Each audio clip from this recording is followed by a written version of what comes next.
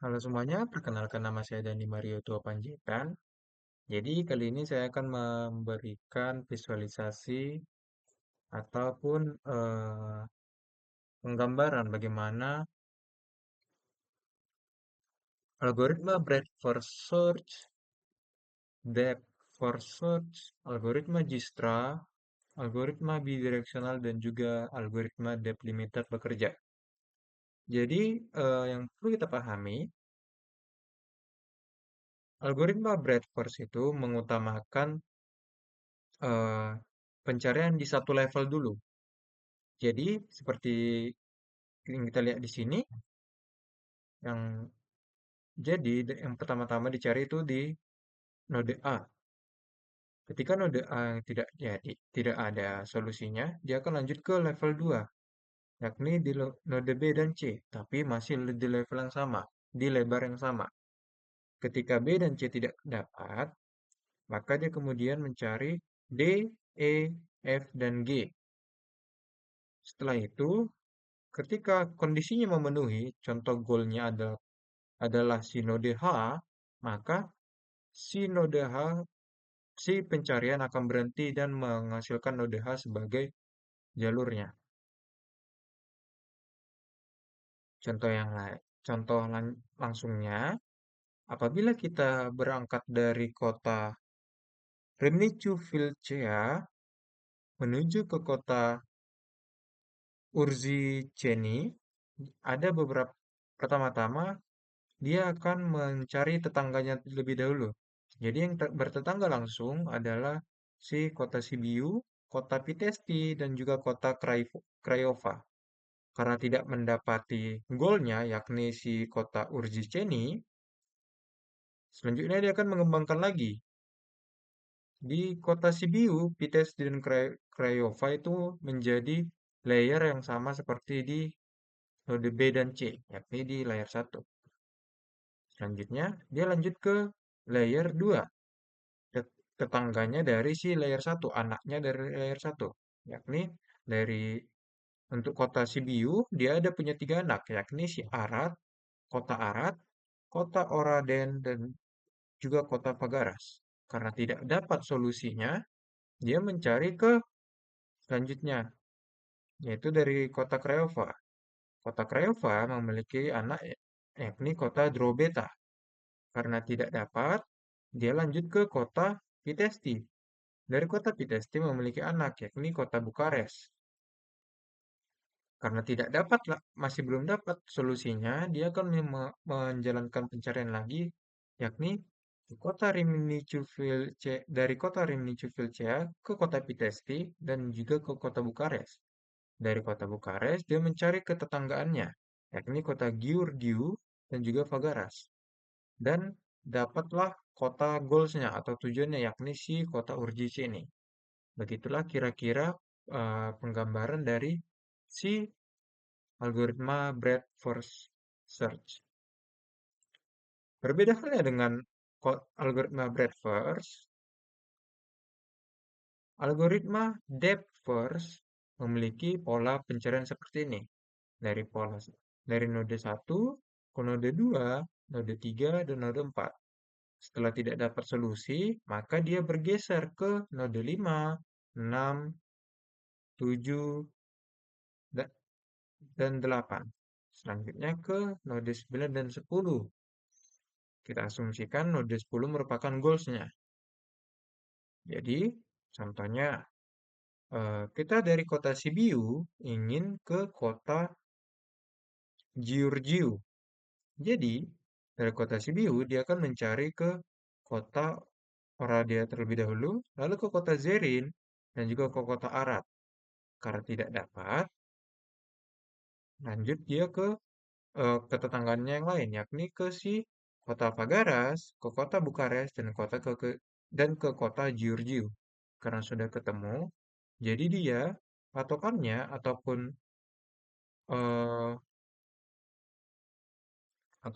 eh, ininya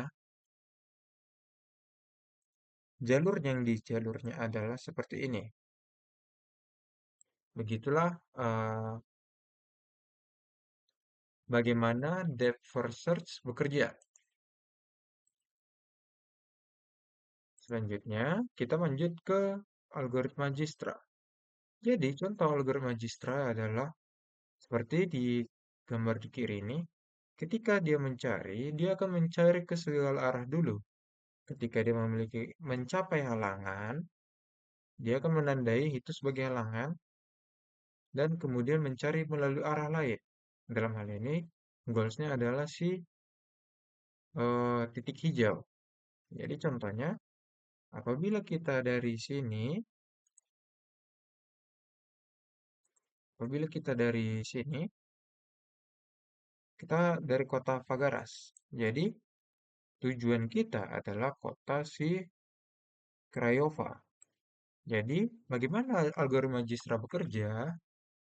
Dia akan membuat set titik-titik mana yang belum dikunjunginya, yakni ketetanggaannya langsung, yakni kota Sibiu dan juga kota Bukares. Ketika kota itu bukan merupakan solusi atau goals, kemudian dia lanjut ke kota Vitesti dan juga Rymnicu Vilcea. Si kota Bukares dan kota Sibiu sudah ditandai sebagai kota yang sudah disinggahi dan bukan merupakan goals. Ketika dia mencapai ke kota Vitesti dan kota Municipilia, dia menandai kota itu sebagai bukan goalsnya, tapi sudah diperiksa. Selanjutnya, dia akan bergerak menuju ke kota Craiova. Ketika Craiova, dia sampai di Craiova, tujuannya tepat, sehingga goalsnya terpenuhi. Begitu.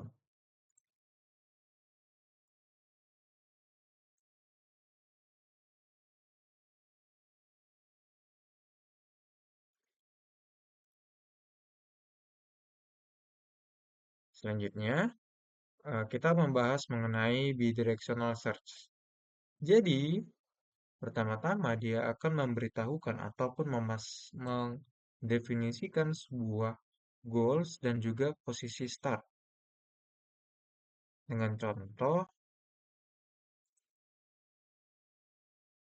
goalsnya adalah si kota Valsui dan juga starting point-nya atau initial state-nya adalah kota si Rimnicu Vilcea.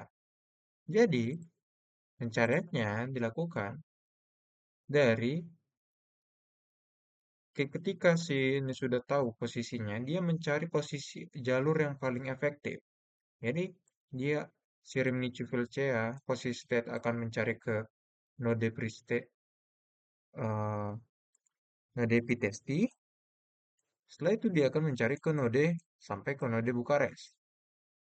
Begitu juga halnya dengan node dari Golstedt, dari kota Vaslui, dia akan melanjut ke kota Urjiceni. Setelah kota Urjiceni, dia akan lanjut mendapati ke kota Bukares. Ketika sudah terpenuhi si goal state dan juga initial state itu saling terhubung, dia akan mencapai sebuah urutan ataupun jalur yang paling tepat untuk mereka. Begitu. Selanjutnya,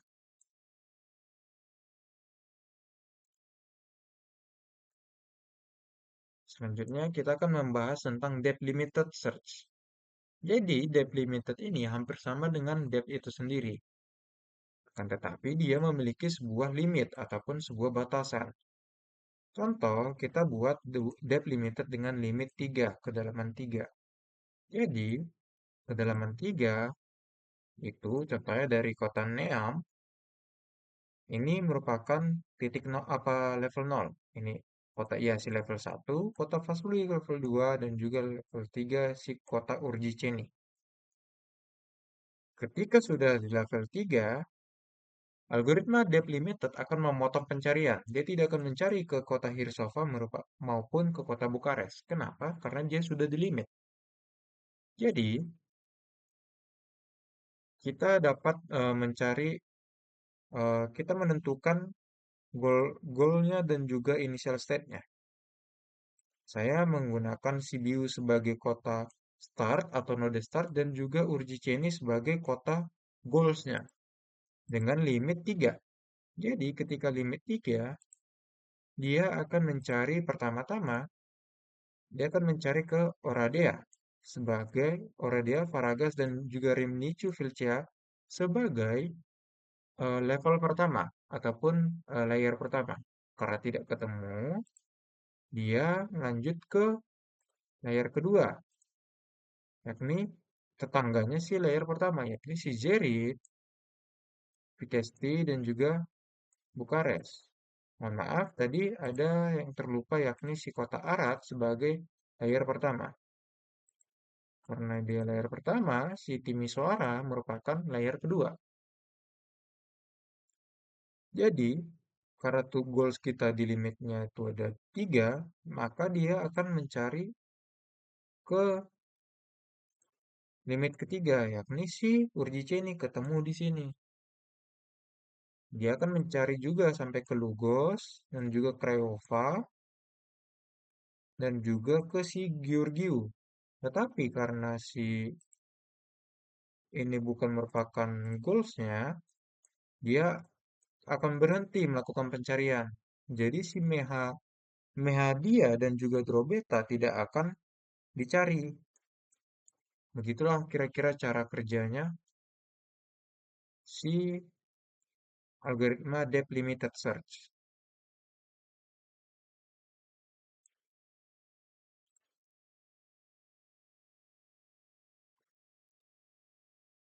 Jadi, eh, bagaimana kita memilih tentang bagaimana kita memilih algoritma pencarian yang paling tepat? Jadi, kita kembali lagi harus memastikan kita memerlukan optimalisasi atau memerlukan ketepatan.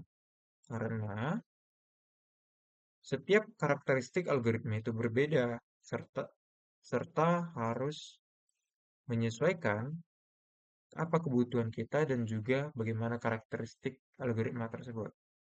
Sekian video singkat dari saya. Terima kasih.